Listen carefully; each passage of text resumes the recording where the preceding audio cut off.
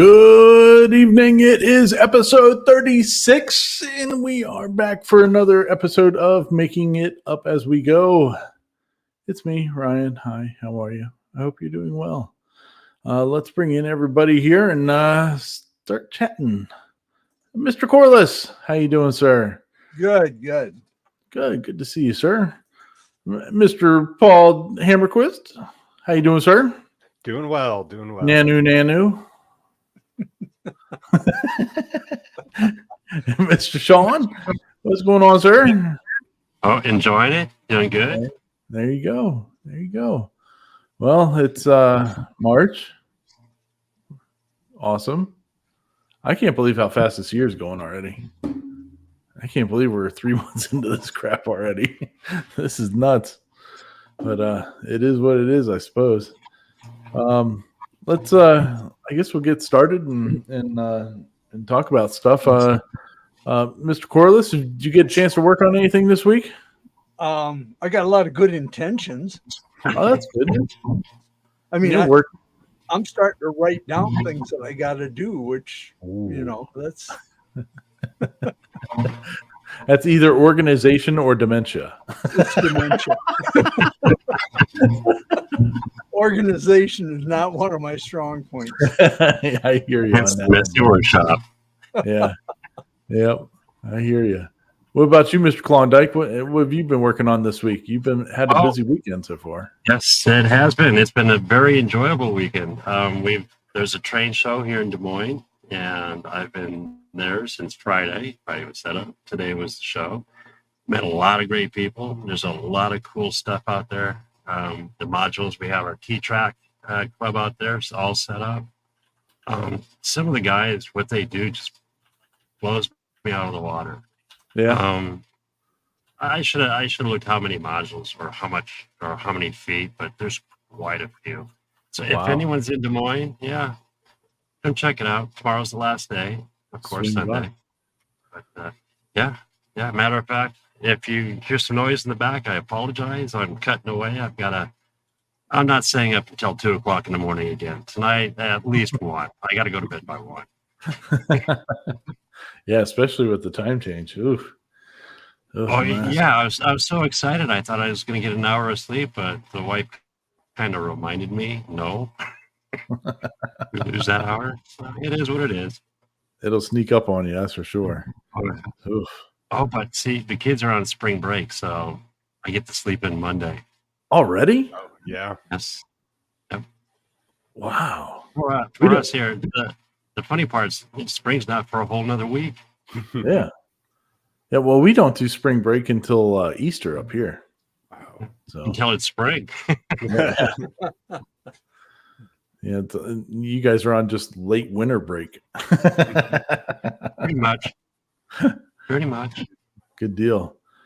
And then we got Mr. Hammerquist. Hey, mate, you've been busy. Yeah. Been busy. Having fun. Yes, I got a much needed vacation. Got to meet a lot of cool people. Got a lot of fun trinkets. Sweet. So was on. All right, so what's that from? That just reminds me of the Brady Bunch Tiki episode. So this is the Horcrum. This is from the Pleasure Planet. So you display this if you are seeking Drahama. And we'll keep it PG here. But so got a bunch of that was 3D printed. I got this one is actually another 3D printed one, but is Borg inspired. So it has the little eye deal on it. Also got Batlith with Star Trek The Cruise on it. My favorite though is the flask. This lady takes Star Trek comics and then applies them to flasks and cigarette cases, and so just a lot of cool stuff like that. There's such a wide diversity of people on that cruise, and I actually got to meet the maker of Lightburn. That's Jason in the middle there. His wife also made some insignia on the left, that's everything I made everything I traded for what I made. Well, not everything. There was still more. And then that right is we're in one of the serving areas or restaurants. And I mean, it was busy and packed, and I'm in the back corner, and I still traded everything, pretty much everything I brought. Holy cow. So how did you know that he was on the cruise? Well, Are you guys we have friends? a group on Facebook where we kind of all are like talking, going over the different things, you know, we're making and kind of trying to get an idea of how much to make. And this is what she made. And that's acrylic. And then has a mirror and magnet on the back. Sweet. And she was like, yeah, my husband, because someone asked, hey, how'd you do that? And she was like, well, my husband, you know, wrote Lightburn, and we have tons of CO2 lasers. So she made a bunch of those. And I was like, I'm going to have to meet that guy. Yeah, that's cool. But it's funny. Just a little sneak peek. Their version of Lightburn for CNC routers. It's pretty awesome. We're getting close. Nice. Yeah. So that's all I can say right now in regards to that. But it was fun talking to him and seeing all the different people and meeting all the celebrities, and got to talk to Will Wheaton. That was really fun. So awesome. I'm glad you had fun. Yeah. So how many days until the next one? 354. Already booked. There you go. That's a good boy right there. Hey, Sean, I muted you a little bit because you're feedbacking when you're not talking for some reason. I don't know why, but that's why you're like that right now. For me, well, I just actually finished printing something like 20 minutes before the show started, and because I did I put out the video the other day on the laser closet, the Star Wars inspired laser closet, and so of course something that everybody should have for their laser is a fire extinguisher. And so this is a fire extinguisher I had from Ollie's. It's some kind of like, you know, overstock store. And it was like, what's this, $8 for the fire extinguisher. But I need something to hang it on the wall with. So I did a quick design and printed this little guy out on the bamboo this evening. And something pretty cool that I hadn't done before with with Bamboo Studio is that you can put you can emboss words and letters on stuff. And so I don't know if you can, let's see here. Let's see if we can block this light a little bit. Kind of. It says fire bad. Just for messing around with it. But, you know, another awesome print off of that thing. It's pretty cool. So I'm going to put it on the inside there and just hang it up on the wall. And that'll work out. And what else have I been working on? Been working on a project my wife was away earlier this week. And so while she was gone, I made her some stuff and filmed it. And so that's going to come out probably beginning of the week or so. I'll do a video on that. And she liked it so much that I had to make another one of what I made for her today. So I think as soon as the pictures of it get out to the Facebook peoples, that I'll have a bunch of orders for making a bunch of crap. So that'll be fun. That'll be exciting. Entertaining, at least. Yeah. But besides that, not a whole lot. I actually did use the laser on the project. Actually, the project is real woodworking. I use a table saw. I use a miter saw. I actually got to use my new miter saw that I bought a couple weeks ago, which is the battery powered. Hold your hands up. Yeah. I got them all still. Okay. Yeah. I got the battery powered 10-inch Ryobi. I got it pretty cheap over at Home Depot. It was like $210, and then you got a stand with it too, the miter stand. So I said, yes, I'll take that. And so this is the first time I've really gotten a chance to use it, and it's pretty awesome. It's kind of nice until the battery dies, but the battery seems to last a long time. So it does pretty good. Eats through the wood and all that, and you don't have to worry about plugging it in. So yeah. Anyway, but yeah, so we had fun with that. And I put up a poll on the Gatton CNC group about a week or so ago, and asking what the next big project should be.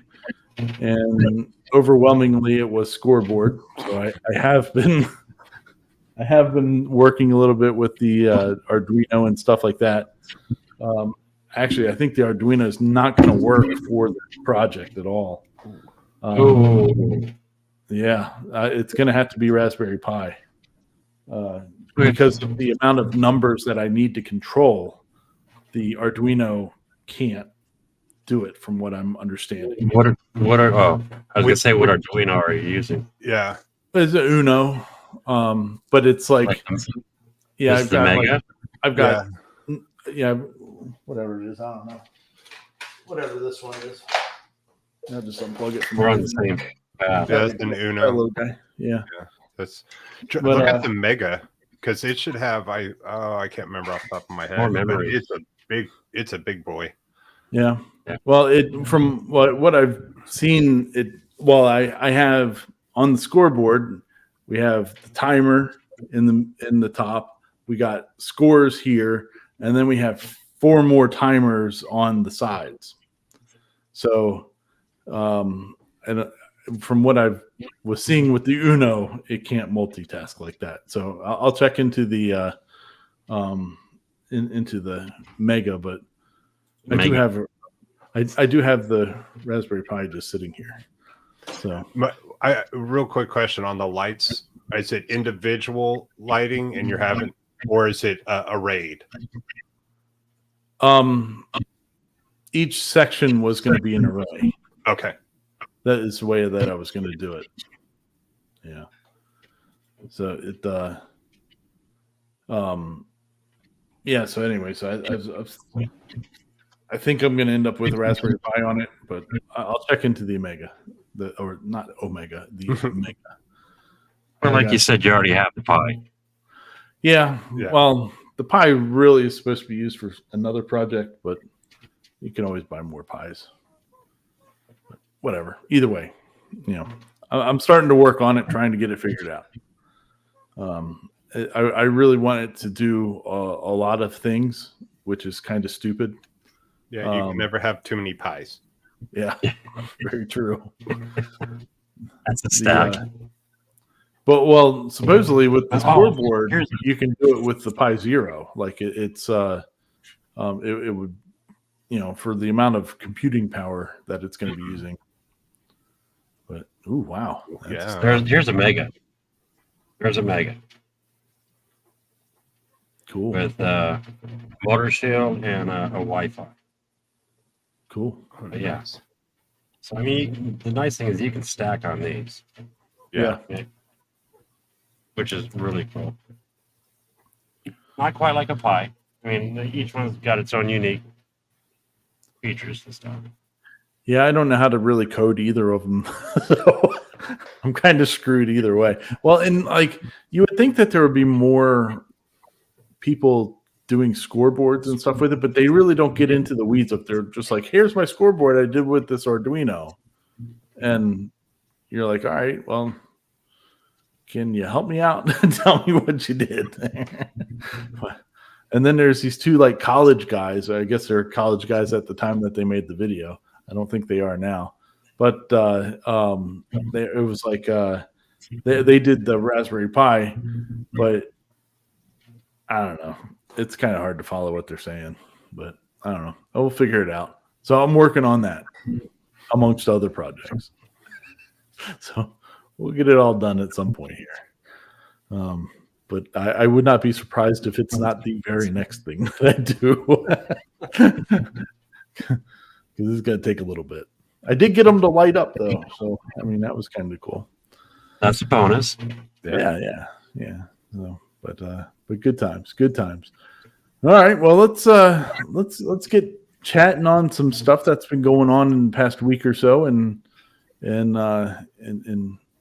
get moving here with some of these videos. Any of these videos that we're talking about, they're linked down in the description. So please feel free to click on them and watch them if you want to. If you don't want to, because we've already talked about what you're going to see, then don't. No biggie. It's all good. Yeah. So the first thing I thought would be cool conversation was this guy. Here, let me break this out so we're not all blocked up. Oh, look at that. That's so much better. We just need to find something for these empty spaces, but whatever. So Anycubic has had a problem. Big problem. Yeah. Big problem. Evidently, somebody that has an Anycubic went in there and was able to hack the system and sent out messages to 3 million printers that were connected to their cloud and said, hey, it's a good thing that I'm not trying to screw your stuff up, but Anycubic needs to fix this. And evidently Anycubic has not fixed it yet. They haven't done anything. And it's like, ooh, I don't even know if they respond. That kind of goes back to the conversation we had earlier when you're getting before you got the bamboo. We were talking about how it's up to the cloud and everything. Yeah. Well, I don't. Yeah. I don't intentionally leave that thing on when I'm not using it anyway. I'm much like I never leave. I am connected to the cloud on that. Oh, you are. Okay. Mm-hmm.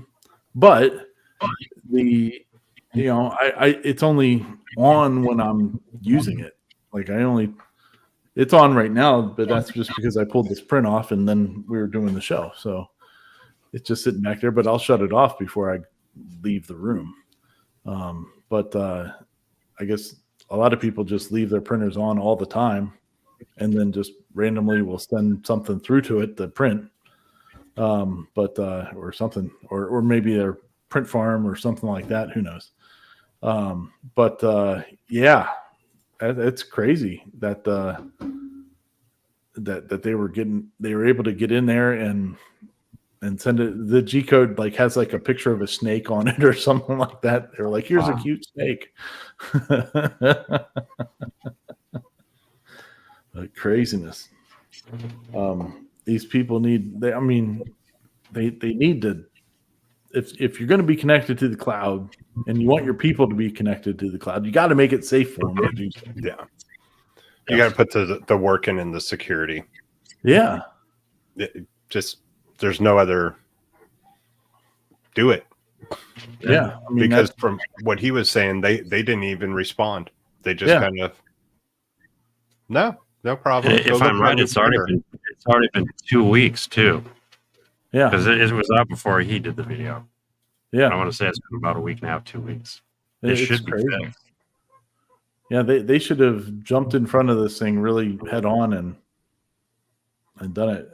I don't even see. Well, I really haven't, since my son has the one Anycubic. It's not connected to anything, but I'm on the groups on Facebook, but I haven't even seen anybody in there say it. But for whatever reason, maybe they kicked me out of the group or something. I don't know. I haven't seen anything from that for a while. Yeah, I know, Mr. Gadden. It's somebody else. There's no cloud. It is theoretically. Yeah. But what if they put a server in the sky? Yeah, right. Then is it a cloud or is it space? It'd be in the cloud. Yep. So it's pretty frightening. So they need to fix it. And I mean, thankfully, that's the only company that we've seen with that happening. And you haven't seen that with Bamboo. You haven't seen it with Creality. People breaking into it is what I'm talking about. But it wouldn't take much for somebody to get into there and send G code out to just spill out filament at 300 degrees and keep going. Disable thermal runaway sensors. It'd be real simple to do. How do you start, a million house fires all at one time? Yeah, that's the way to do it. there you go. So, but that they haven't even responded is kind of frightening. No, they just keep pushing their new printer. Yeah. Which is a copy of another printer. Yeah. Yeah. So, but oh well. Keeping with the 3D printing theme, we did cover recently, over the last several months, I guess going back to last summer, we were talking about the Magneto X, which is a 3D printer that has no belts. It uses a magnetic drive to do the motors and such like that. And now it's looking like they are sending out some tester units to people. Let's see here. 3D Musketeers has one and was talking about his. I know Teaching Tech has one. Thomas Sandlander. I don't know why. Yeah, that guy's got a long last name. I don't know why, but whatever. His family needed to change that at some point. Just Santander. That's all you got to do. You don't need to put the extra on it. But that's all right. He seems like a nice guy. I've never met him, but I've heard he's a pretty nice guy. A lot of it. He's been around a while. He's been a long time. 3D, yeah. Yeah. So, but they're all testing these Magneto machines, and I'm here. The common thing that I'm hearing from all of them is that the machines are rock solid. It's like the dumb stuff in the background that they got to get, that they're working on to fix, to get these things really to be super awesome, ready to go for everybody. But like they're doing firmware updates a lot and stuff like that to get them out. To fix things that are messed up. Because I think one of the common themes between all of them was noise. So I know, what was it? Teaching Tech, him saying, no, hey, he just moved the fan and, was saying, turn the motors or something with the motors at one point. Sorry, it was playing in the background while I was talking to the bank. My credit card got stolen. Oh man. Oh no. Yeah. That sucks. But I had a week vacation, so it wasn't that bad. Yes, it was stolen and they went on a cruise. Yeah, that whole week, all of that. I wasn't in the country, so I couldn't tell you what was going on at that time, but it wasn't me. It did not come from me. No. But yeah, I like one of the. Go ahead. There's one of the guys that was talking about how it's laid out. Theoretically, it's like a brushless motor, but instead of the magnets going around the motor, it's actually just laid flat, which is kind of interesting. It makes sense when I heard it that way. Yeah. And then each magnet's a step or something of that nature. It was really cool. Yeah, it's pretty impressive. I dig it. I think it's going to do really well. If you have a pacemaker or something like that, you're not going to want one of these machines in your house. But as a higher end machine, it's going to be really, really sweet. They seem to be. Now, did they take the name Magneto from like the X-Men? Is it the X-Men that has Magneto in it? That's a Magneto. Yeah, well, I'm sure somebody's going to grab it, going to put a sticker and put men next to that. That'd be great. That's the first thing I would do if I had one. I'd do it with a marker. It'd be funny. But yeah. So everybody's saying that the machine is killer.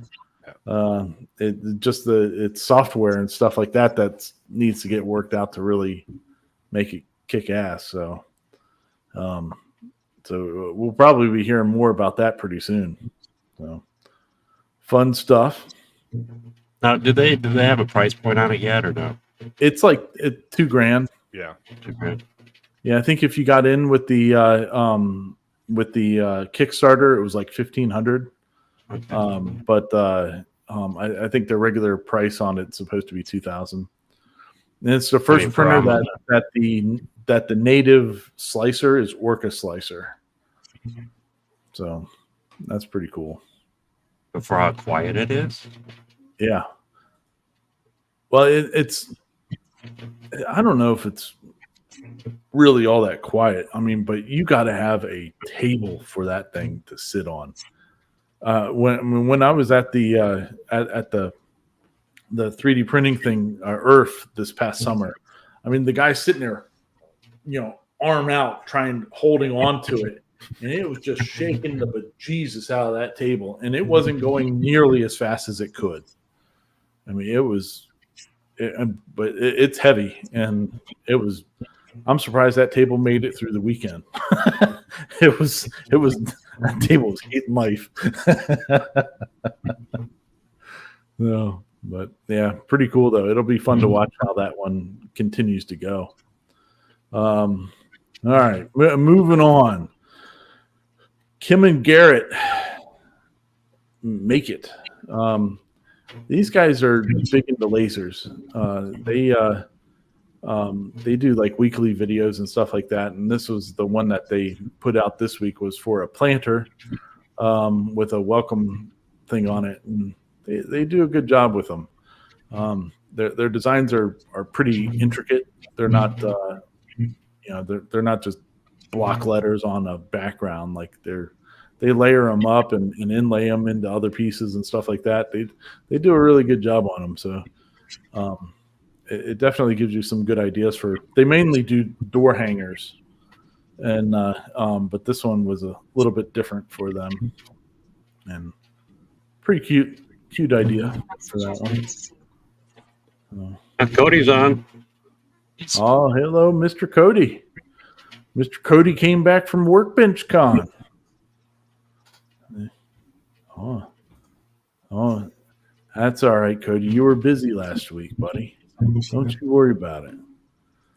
Don't you worry about it. But yeah, so they have some good stuff that they make and all that good stuff. So check them out. Let's see here. This one Paul sent me. I didn't get to watch this one yet, but it looks like it was a pretty sturdy little machine here. Did you see anything interesting? Wow, man, he's got 334,000 views in 3 weeks on that video. Holy crap! And that's his first CNC machine. Jeez. And so I had another someone else who watches a lot of my videos. They got one of those instead because it was $500. It's a good looking little machine for $500. You get a touch screen. That's cheap. I believe it's 500 watt spindle or 50 watt. I can't remember off the top of my head, but I was like, man, and spoil board and everything. And all the videos I've watched on it say about 30 minutes to put together. That's not bad. No. I mean, even my 3018 took, 45 minutes an hour, and this is much bigger. So I've seen two trees pop up a lot of people talking about it. So I was like, it seems like a pretty nice machine. Don't they do some 3D printers too, I think. First time I had heard of them in the last couple of weeks. Huh. Oh, they do 3D printers. Yes. Yeah, I thought that's where I'd heard of them before. Yeah, it's from the picture here. It looks like it's a nice, pretty stout little machine. So we'll definitely need to check that thing out. Watch it. Yeah, Cool. but it has a touch screen, you know, and TFU, so you can control it either through that or you can hook up your computer and control it. So No, cool. I thought that was pretty good, you know, Yeah. for that price point and having that. Yeah, that's real nice. Yeah, It reminds me of the Jamitsu. Yeah, yeah. I mean, I have the Jamitsu, you know, but it's not touch screen, and Yeah. this just seemed a lot more cleaner, and you know, for 150 more bucks than what I paid for my 3018 and the air, I was like, that's really a good starter machine. yeah, Really get into it. So very cool. All right. There, stumbled into this one earlier. This is Made Better with Knowledge. This is a British guy, and he does a good job. He walks through pulling up an Etsy ad for somebody that makes these little lanterns, little tea light lanterns, and in the past 3 years, the guy's made like $20,000 off of these lanterns. So this channel was showing how to make them and all that. And he used Canva as a basis for design, and then brings it into Lightburn, shows that how it went to, and then cuts it. So pretty well done. and boxes PY. Yeah, that's right. Yeah. He did. He used boxes PY to actually make the box joints and all that good stuff. So And actually went through the different settings and I didn't know about the overage on the tabs. yeah, So when you sand it, you can get rid of the black the burn marks. Oh, Yeah. okay. I think if I was making those to sell, I like on Etsy or something like that, I think I probably would sand it off to make it so you don't see the edges on this outside anyway. But yeah, it was a good job. He did a good job with it. I haven't been able to watch any of his other stuff, but it looks pretty interesting. So I'm going to go back and check some more of those out that he's done. So, but he uses how he finds out like how much this person's made with all this stuff. There's some. I forget the name of the website, but he talks about it in the video, probably in his description too. But you go to this website and you can, I guess, put in the product or whatever it is, and it'll show you, hey, they've had this many sales with it, and here's how much money they've made with it over this amount of time. And I was like, wow, that's a good research tool, like looking for a product to make. You can kind of get a idea of what's going on out there. So check that one out and see what's going on there. Here we go. All right. CNC Labs. They've done a nice alt mill update. Paul, what did they update us on that? I watched that one, but I can't remember all the stuff that they were changing. They've done a lot of changing to the original design of this thing. Yeah, so this was kind of like we're almost there. We're about to. I want to say end of March. They're hoping to open up ordering. Wow. So they've made a couple changes. They also released their super long board, which is the updated board. They were talking about they're going to have a modified super long board on there because they're using closed stepper motor drivers. So they don't need to cut down on the cost for the board. You don't need the drivers on the board. And instead of it was just easier, make a new one or make a modified one. They're saying they were doing testing with the spindles, and that's where the bottleneck is now. They're like, we need a more powerful spindle now. that's what's slowing us down, not the rigidity of everything else. Yeah, you're always going to have something that's going to be the weak link. And I think if I had a weak link, I'd rather it be the spindle than anything else. Like if you can't push that machine hard enough that, or you can push it harder than what the spindle can do. I think that's probably the better way to have it. Well, and then they kind of tease like no pricing settled, but they kind of went close to around what it's going to be.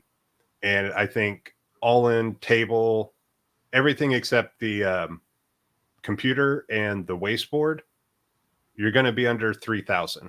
Wow. That's a good deal. Yeah. Spindle. So you would still have to get a spindle. Yeah. So you could still use your router on it, but for that, you're going to wait.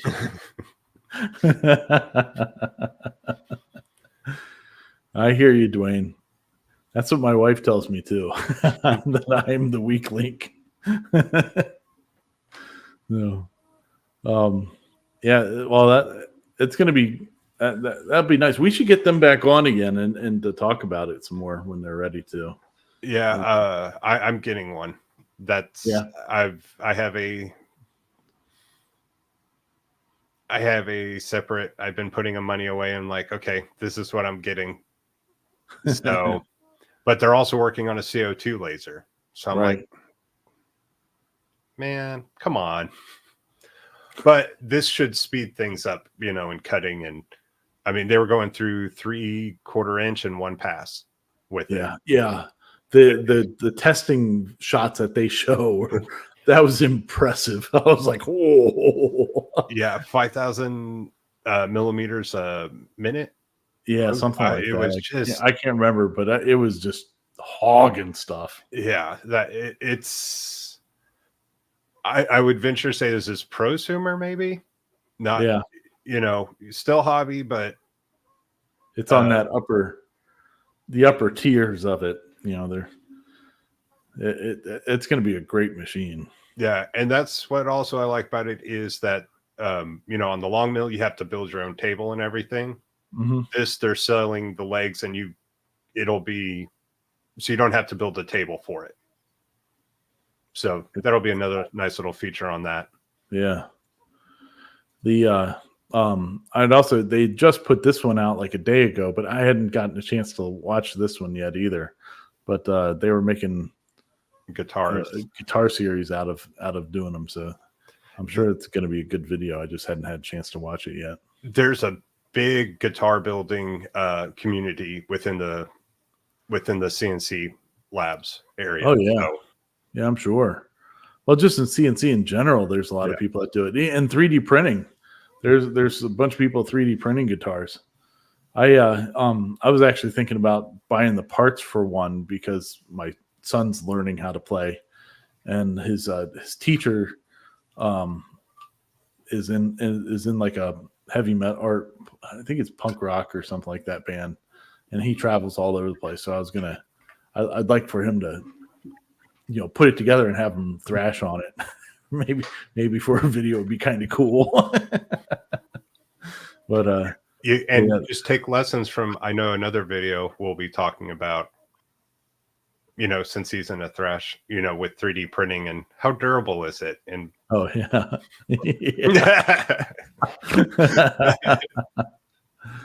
Yeah, very cool. So, well, that brings us up to the last group of videos that we're going to talk about this week, and Uncle Jesse just put out a video, and also the 3D printing nerd put one out today, same time. They both put them out because they actually refer to each other inside the videos. So I don't know what was going on with that, but it's pretty cool. So the airless basketball. Have you guys seen anything about these things yet? Yeah. The NBA. About it. Yeah, the NBA is, as well. Wilson, I guess, made an airless 3D printed basketball, It's supposed to weigh the same as a standard NBA basketball, bounce the same, and all that stuff. And I guess they even used it at the dunking contest that they had for the All-Star weekend a couple weeks ago. But some people have uploaded some models of their version of the ball or whatever. It's not. I don't think it's the official version of it, but whatever. But it was pretty funny. You could tell he was having a good old time because he printed out a ton of these things. I was actually going to start printing one out today, and then I saw how long it takes to print because there's so many retractions that happen as you're making this ball. Like that ball that he's holding in his hand took like 19 hours to print on a fast machine, so they take a while. And so he was printing out like the full size ball, and then he was printing out like a 50% size ball out of some different materials and seeing if they would bounce or what would happen to them. And he had a good time smashing a lot of balls. I was sitting there going, that's 24 hours. Yeah, it's gone. I was feeling bad for him, but then I just, as the more you watched and the more they broke and I was like, he's having too. Okay, it's all good. Yeah. He was just having fun with it. And when you got a ton of printers that you can do, true. You can make all this stuff. It really doesn't take all that much time. It's taking up a lot of plastic, but it's not taking up all that much time to build them. But it was pretty cool watching. Like the one I guess in the picture that he has there in the thumbnail, he's coated it with that 3D printing gloop product, which it's a glue for like PLA prints and stuff like that.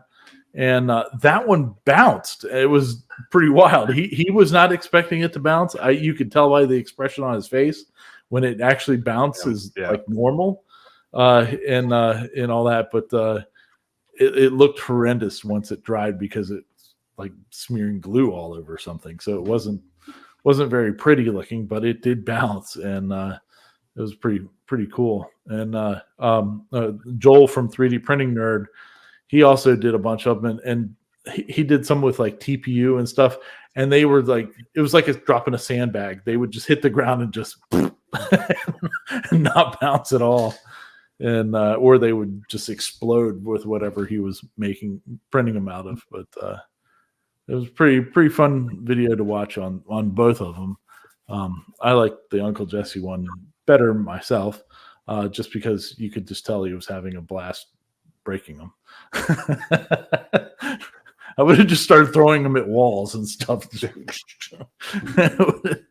But we actually have over at my wife's parents' house, they have one of those little basketball games, and so immediately I'm thinking in my head like, oh, this would be a cool thing for that, because the balls that they have over there for it, they never have air in them. They're horrible and all that. But if you printed out a bunch of these that would work decently and not explode on contact, it would be a great replacement for that. But maybe some other day. Too fun though. Too fun. It's not as successful as the football, huh? Evidently not. Well, see, we've never seen the football kick. The one that was done by Slant 3D is what you're referring to. Right. Yeah. So, don't know. I haven't seen anybody try to kick one yet or throw it. I haven't seen him kick it, just throw it. And they said it throws like a regular football.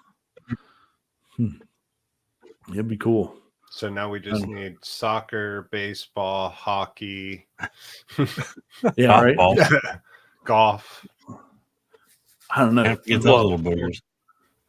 The golf ball, I think. Well, in the baseball one, I think Joel from 3D Printing Nerd was like, "Hey, I have this one. Do we want to see what happens when we hit them with bats?" It's kind of like wiffle ball at that point. I mean, that's what you're hitting there. That'd be pretty. I'd be cool. afraid of the shrapnel. Yeah, right. It would. You'd need to wear some kind of eye protection, I think, if you're doing that one. Yeah. No. Works out pretty well though. But yeah, some fun stuff going on. Entertaining for sure. Trying to think of anything else that's been going on. Oh, let's have we had anything in the comments that anybody wants us to talk about or has questions about? Chairs in the house. I'll go back after the show's over and read everything from the chat. Yeah, So, Rob's out there too. Rob Schuster. Oh yeah, Mr. Schuster's out there. Yep, that's good. Yeah, Mr. Dave Gatton was giving Mr. Schuster a run for his money on his latest video doing resin work. Oh, resin! Yeah, the resin pour.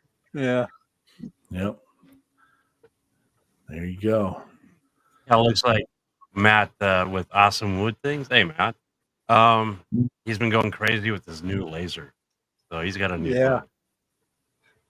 Rob wants to know how many days till the Christmas challenge. We're not doing that yet. But you can prepare for it. You can prepare for it. However, Maker's Rock is coming up soon.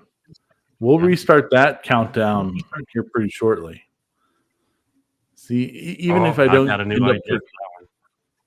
Well, in every week that I've been going to my son's guitar lessons, like he has a record store. Like it's like inside of a record store type thing. And so I'm flipping through album after album, trying to find a cool one to do. And I ran across, unrelated, Yoko Ono's album.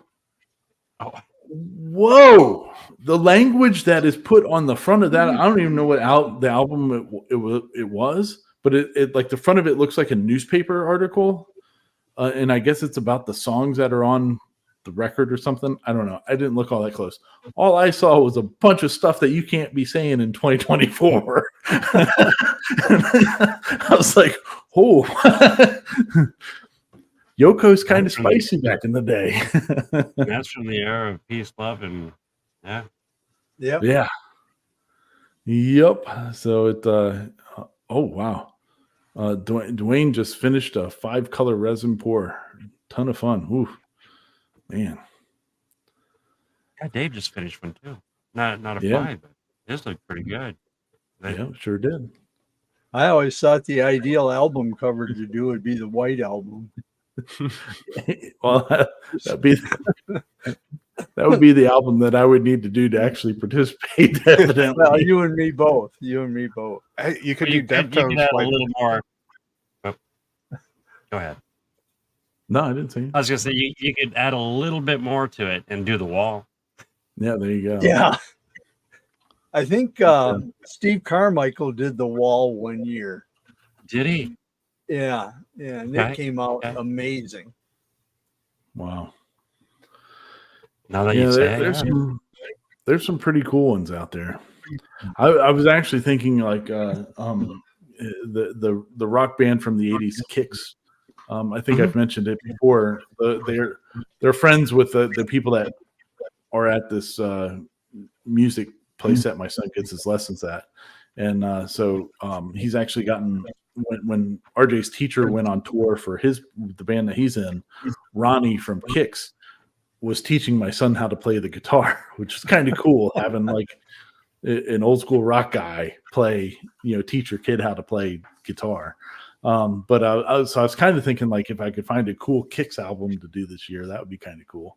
But as Kenneth so eloquently points out, that I haven't finished my Green Day album cover from last year. Yeah, I know. Well, we do have a proper laser now. Maybe it'll get done. We'll see. Probably not.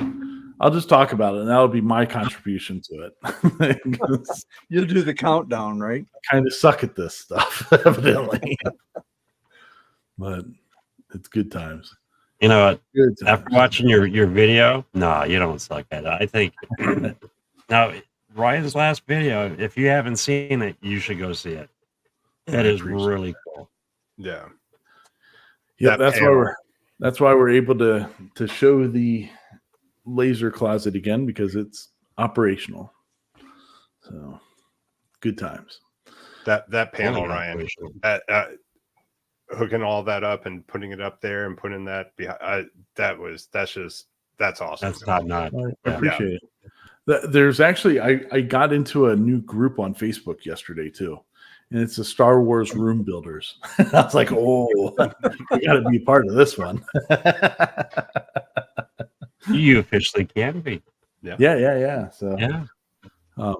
We're turning this office into. I kind of have figured out the overall theme to the room though too. This is pretty good. So it's going to be a makerspace on the Death Star. So yeah, so it kind of works out. I think. I mean, it is what it is. Doing the thumbnail for that video was actually kind of fun because it was the first time that I got to play with AI. Helping me make the thumbnail. So I told it to make. I said I wanted Darth Vader using a CO2 laser cutter, and so I didn't. I don't have a picture of it to put up on the screen, but it's kind of funny because it actually shows he's like holding on to the laser and he's lasering a picture of himself. So the AI on it's pretty funny, and I was entertained by it. So it, yeah. Dwayne says, "I assure you, this Death Star is fully functional." Yes. Well, they would have to have something like that on the Death Star because, I mean, what are you going to do? Work all the time? Like, come on. Oh, here you go. Look at the size of that thing. Yeah, that's no moon. That's no moon. That's the Death Star. So with plenty of room for makerspace. We're gonna have some fun in here. So, but evidently nobody cares about it. They just want to see the scoreboard lit up. So we got to go back to that. So at some point here, once I figure out how to code stuff, it just is not good. But anyway, all right. Well, I think we'll start winding it down then and get out of here for the weekend. Mr. Corliss, do you have anything else you want to tell us about? No, I think I'm good. Maybe by next week I can say, oh, I have a project that I completed, but hey, we'll wait and see. Yeah, no problem I've at all. Got a couple written down. We enjoy your company even if you are not participating. I appreciate it because I enjoy everybody else's company too. It's all good, buddy. All good, sir. Mr. Klondike, anything from you, sir? Yeah, if anyone's in Des Moines, stop by the Vet Center downtown. We got the train show going till 4:00, I believe, tomorrow. And then on top of it, here, check out one of my friends. If you got a camera and you're sitting in front of your TV or phone, take a snapshot of that little guy, and it'll take you to DIY and Digital Railroad, which he's already done a few videos on my modules, which is really cool. Sweet. He's done some really cool stuff. Not just on that, but his Arduino work and everything else is just astounding. Does anybody do any superhero scenes on their train tracks and stuff like that?